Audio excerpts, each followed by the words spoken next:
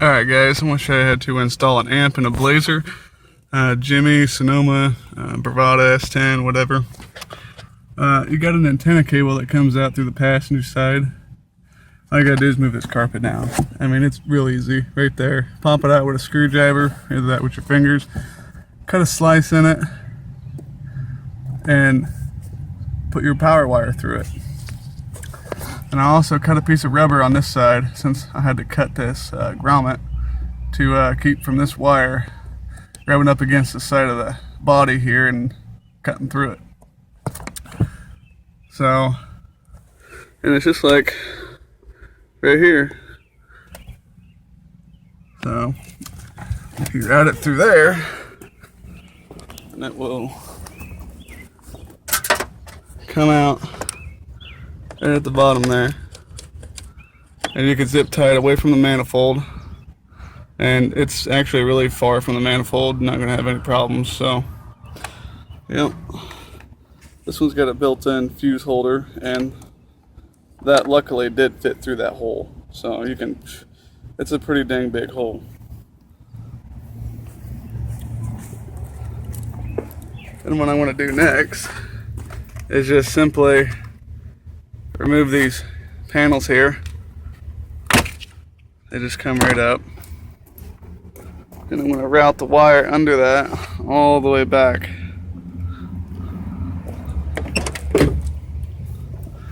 Under this. I'm going to try to get it under this. Yeah, you can. And then up under this little panel here. And then back. Probably under this, and then go under the seat. I think I might put my amp, well, can't put it under there. I was thinking about mounting it to the back of the seat here, but I don't know. May mount it to the top of the box or something. I don't know yet. But yeah, I'll get that done and show you what's next. Alright guys, so this is how I wired mine. I still have yet to put the remote turn on from the stereo, but this is how I routed everything. And that goes over there, that other speaker wire. Power wire comes in from the passenger side over here. I don't know, I decided to mount it right there in the center, so yeah. I used bolts instead of the screws they supplied. It ain't going nowhere. It's it's pretty sturdy, even with just two. I got one in each corner, and this one's empty, and that one that's empty. So anyway, I know I should have used a black wire for the negative, but I just bolted it right there. Hopefully that'll be sufficient ground. If not, I'll have to, I don't know, maybe use one of these seatbelt ones or something, but I'm pretty sure that'll be all right. I used 8-gauge wire, but this is high quality 8-gauge wire. This is just 100% copper braided wire. So I'm supposed to use 4-gauge with this 1200 watt amp. Actually, it's 2400 watt max, but I don't know. We'll see how it does with 8-gauge. If I have to upgrade, I will. So rule of thumb: anything over 1,000 watts, use 4-gauge wire. Anything under, you can use 8-gauge. And anything over like 3,000 watts, you're supposed to use 2-gauge or 0. So, but anyway, that's how I wired that up. And you can't see anything really once all these seats are up. I'll show you what it looks like over there. Here's what it looks like in the back. See? Just got it routed up under here. I got this going down.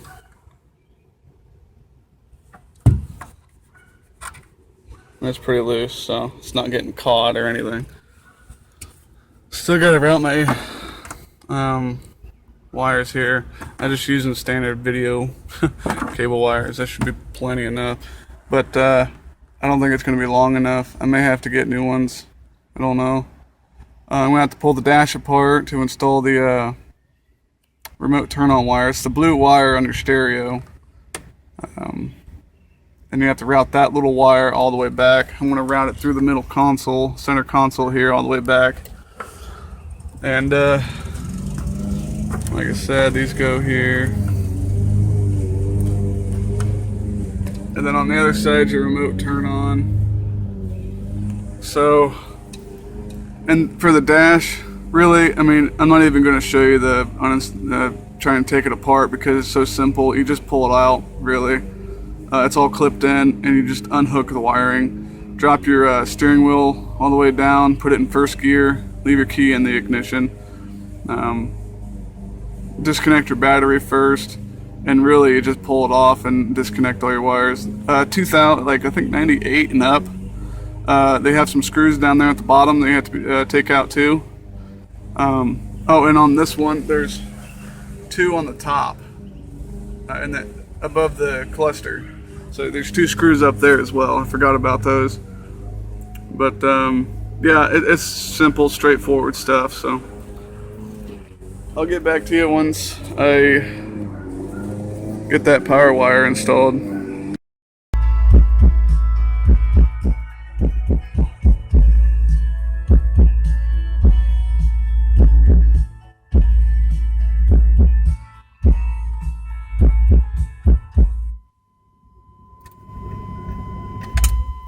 Yep, she bumps pretty good. So, I don't think I showed you. I routed the wires from here in through this little hole down here and up and over the steering column and back here to where there was a hole. Then I routed them through that hole, back over the pedals, down, zip tied them along the way, down the center console. They come over here up under the floor mat. Wish I can do something better about that, but I couldn't run them through the trim here, but whatever.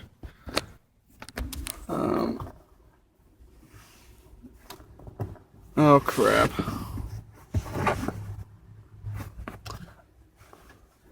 Well, I need to disconnect that one and put it under that.